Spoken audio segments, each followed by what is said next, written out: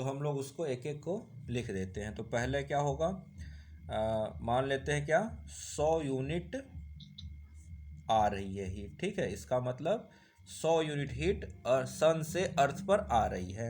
100 unit heat from sun to earth. अब ये बात कहेगा सर 100 यूनिट ही आ रही है, आती है 100 यूनिट से कैसे काम से, भाई 100 यूनिट हमने अपने समझ के लिए मान रखा है। हमको ये नहीं देखना है कि सर कितनी हीट कैलकुलेट हो आ रही है, वो हमें कैलकुलेशन नहीं करना, हमें बस अपना कंसेप्ट समझना है। कोई नहीं आपसे पूछने जाएगा बताओ सन से कितनी हीट हमारे अर्थ पे आई, कोई नहीं आपसे पूछने जा रहा है, क्योंकि वो कोई कैलकुलेट कर ही नहीं सकता, ठीक है ना। तो अब इसका बाइफर्केशन करते हैं 100 यूनिट का। तो लिखिएगा रिफ्लेक्टेड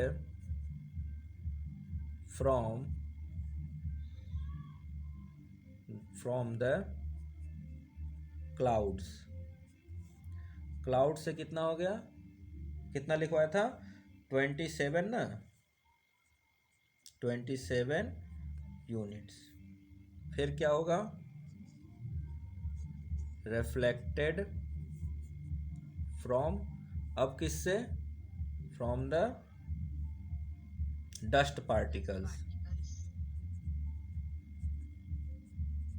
कितना लिखवाया था 6 यूनिट, हाँ।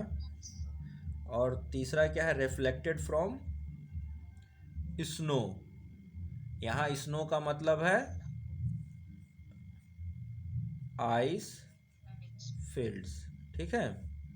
और वो कितनी है 2 यूनिट्स।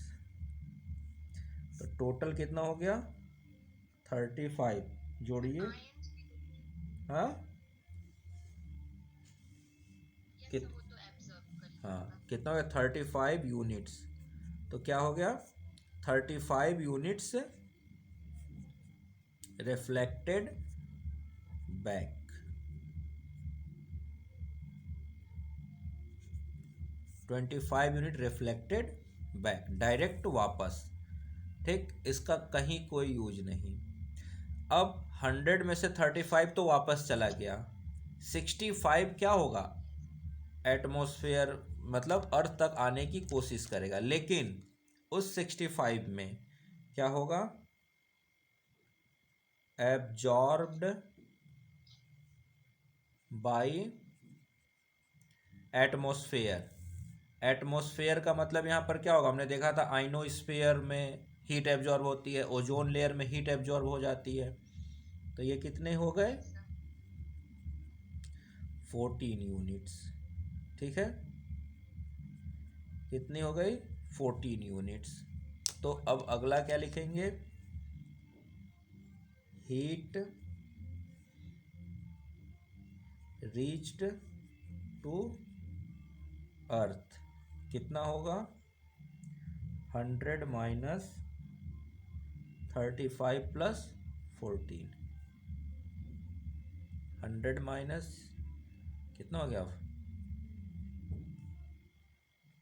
51 यूनिट्स, ठीक है। क्योंकि ये एब्जॉर्ब हो रहा है, ये अर्थ तक नहीं आ रहा है, ये ऊपर ही ऊपर एब्जॉर्ब हो गया। तो अर्थ तक हीट कितनी पहुंची 51 यूनिट पहुंची। यानी कि एक व्यक्ति 100 रुपए अपने घर अपने जहां वो काम करता था वहां से कमा के चला, 100 एक एक रुपए के 100 सिक्के, क्या हुआ एक एक रुपए के 100 सिक्के वो अपने घर से कमा के चला। 27 रुपए उसने कहीं पर गिरा दिए, 6 रुपए उसने मिट्टी में मिला दिए, और 2 रुपए ने उसने बर्फ खरीद ली। तो 35 रुपए उसके वहीं खत्म।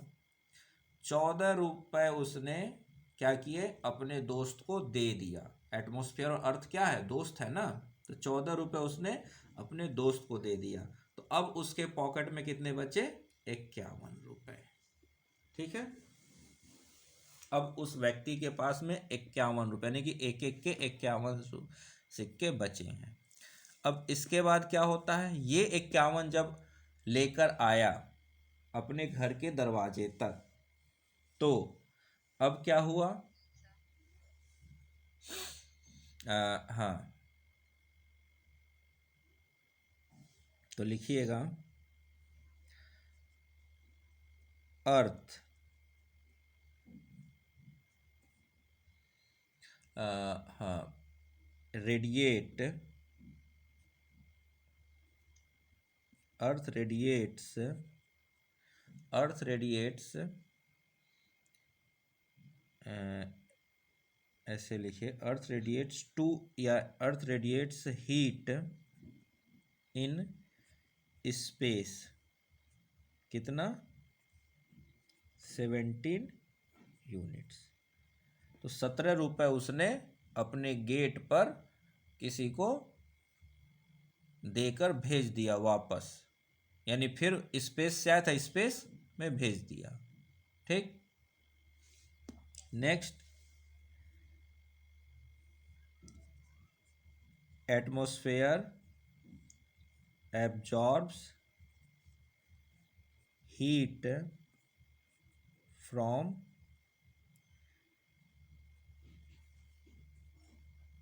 Reflected radiation.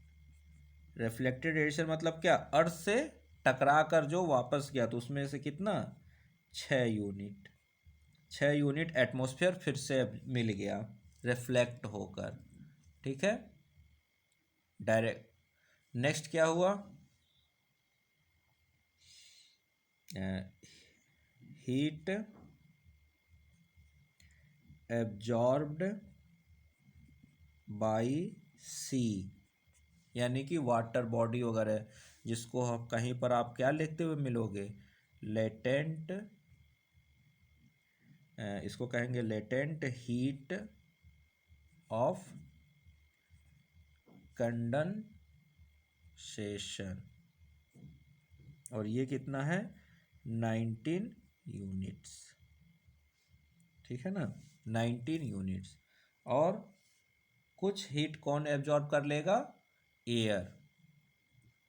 तो हीट एब्जॉर्ब्ड बाय एयर, वो कितना है, 9 यूनिट्स।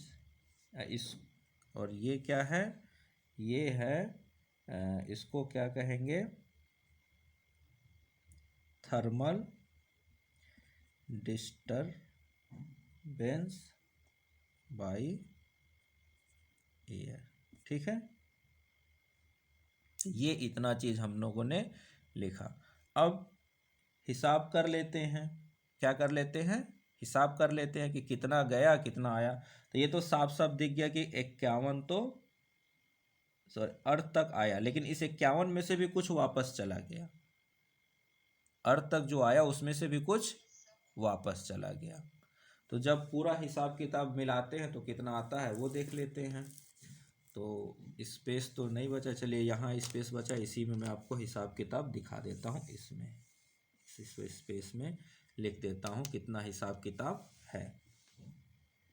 तो देखिए, रिफ्लेक्टेड बैक, रिफ्लेक्टेड बैक में क्या हुआ, ये 35 तो डायरेक्ट रिफ्लेक्ट हो गया, तो 35 प्लस ये 14 एब्जॉर्ब हुआ है, ध्यान रखिएगा एब्जॉर्ब्ड है ये। ठीक है, और ये अर्थ रेडिएट्स हीट इन स्पेस, तो अर्थ ने रेडिएट कर दिया, यानी कि अर्थ ने यूज नहीं किया, तो ये 17 यहाँ जुड़ेगा रिफ्लेक्टेड वाले में, क्योंकि क्या हुआ, अर्थ से टकराकर वापस चला गया। तो 35 प्लस 17 कितना हो गया, 52 यूनिट्स। 52 यूनिट्स क्या हो गए, किसी काम का नहीं, सब वापस चला गया। लेकिन अर्थ और एटमॉस्फेयर ने एब्जॉर्ब किए इतना किया, तो लिखिएगा absorbed by earth and atmosphere, इन दोनों का मिलाकर लिखते हैं, अर्थ और एटमॉस्फेयर का मिलाकर, absorbed by earth and atmosphere.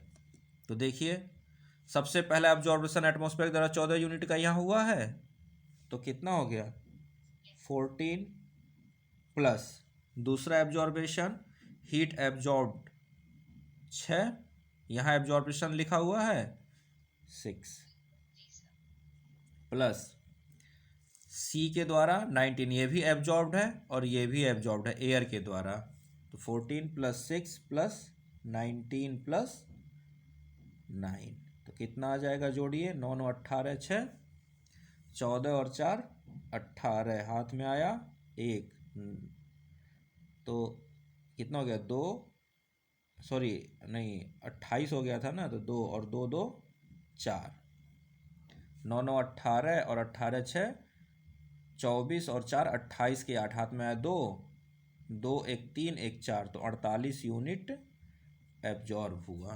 तो देखिए 52 48 100, तो 100 यूनिट में से 52 यूनिट तो डायरेक्ट वापस और 48 यूनिट एब्जॉर्ब किया अर्थ ने, लेकिन कुछ समय के लिए, बाद में वो भी वापस हो जाएगा, बाद में वो भी वापस हो जाएगा। तो इस तरह से हमारी अर्थ जो है क्या कर रही है, पूरा एक तरह से इतना ले रही है और इतना दे रही है। समझ में आया? पूरा एक बैलेंस है, तो ये पूरा नोट डाउन हो गया, तो इसको रब करते हैं, इसके आगे लिखते हैं। तो अब लिखिए, तो लेना देना सब हम लोगों ने देख लिया, तो यानी कि सब हिसाब बराबर है, कहीं कोई दिक्कत नहीं है, ठीक है ना। तो अब चलिए, तो अब लिखिएगा, तो लिखिए this is termed the heat budget और ये this is termed as the, यानी ये पूरा हीट का आना जाना कहाँ क्या हुआ इसी को, this is termed as the heat budget और heat balance of the earth, इसी को हम लोग अर्थ का हीट बजट या हीट बैलेंस कहते हैं। नेक्स्ट लिखिएगा, this explains why the earth neither warms means garam, neither warms up nor cools down despite the huge transfer of heat that takes place। तो इतना हीट आ रहा है तो अर्थ को क्या होना चाहिए था, गर्म हो जाना चाहिए था, लेकिन गर्म नहीं हुई। इतना हीट जा रहा है तो अर्थ को ठंडा होना चाहिए था, लेकिन ठंडा भी नहीं हुई। तो ये क्या है, हीट, अर्थ जो है अपना हीट का बैलेंस बना के रखती है, और इसी हीट के बैलेंस के बनाने को ये पूरा जो सिस्टम है, इसी को हम क्या कहते हैं कि यही है हीट बजट। क्या है, हीट बजट या heat balance maintained by the earth. समझ में आई बात? यहां तक लिख लिया, कोई दिक्कत नहीं होनी चाहिए जहां तक मुझे लगता है, ठीक है। अब एक टर्म यहां पर मैंने आपको बताया था कि एयर जो हीट एब्जॉर्ब करती है, तो थर्मल डिस्टरबेंस बाय एयर होता है, बताया था ना। थोड़ा सा उसको देख लेते कि ये क्या चीज है, ये क्या थर्मल डिस्टरबेंस वगैरह है। तो हमें पता है कि जब भी पानी या एयर के मॉलिक्यूल्स हीट गेन करेंगे तो क्या करेंगे, अपना प्लेस छोड़ देते हैं, वो भागने लगते हैं। तो बस वही चीज़ यहाँ भी होने वाला है। तो कैसे होता है, क्या होता है, तो उसको लिए एक टर्म दिया गया है जिसको कहा जाता है एडवेक्शन। ठीक है, तो अब कुछ छोटे छोटे टर्म हम लोग देखेंगे कुछ हीट बजट के बाद। अब हम लोग कुछ छोटे छोटे टर्म देखेंगे, जैसे एडवेक्शन, एक होता है एल्बिडो। तो जब एडवेक्शन और एल्बिडो पढ़ लेंगे तब हम लोग एक अलग टॉपिक के बारे में जानने लायक बन जाएंगे जिसको कहा जाता है इंसोलेशन। जब एडवेक्शन और एल्बिडो पढ़ लेंगे तो हम लोग एक टॉपिक अगला जो पढ़ने लायक है जिसको कहा जाता है इंसोलेशन, उसको पढ़ने लायक बन जाएंगे। अभी तक इतना पढ़ा, अब अगले टॉपिक के लिए कुछ चीज़ें हैं उनको जानते हैं, तो फिर हम लोग अब उससे भी नेक्स्ट जो इम्पोर्टेंट टॉपिक है उसको यानी कि इंसोलेशन को पढ़ने लायक बनेंगे। ठीक है, तो ये मैं रब कर रहा हूँ और चलते